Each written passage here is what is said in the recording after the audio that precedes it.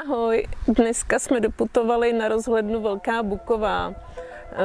Byla postavená v roce 2009. Má takový zvláštní tvar. Můžete se podívat, ano, že je to opravdu nezvyklé. Můžete přijet samozřejmě i s dětma. Je tady pro ně zvláštní hřiště postavené, jmenuje se Oranžové hřiště.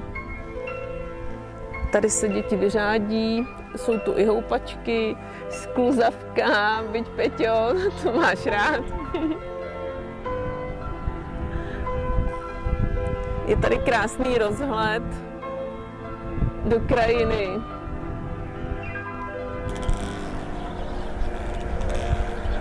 Prakticky je zde krásný přístup, ať pojedete autem s dětma, nebo pojedete na motorce, prostě sem dojedete až k rozhledně, což je super.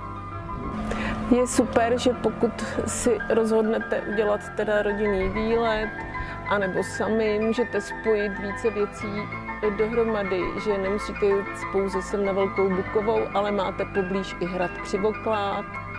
Máte tady pamětní síň Oty Pavla, vlastně známý i restaurace Rozvědčík, Čertova skála, hrad Týřov a prakticky pokud je krásné počasí, vykoupat se v řece Berounce, je tady i památník a té ve Skryjích. A my jsme jeli třeba i přes Nižbor, což tam je sklárna, zámeček. Můžete si udělat ten výlet daleko delší.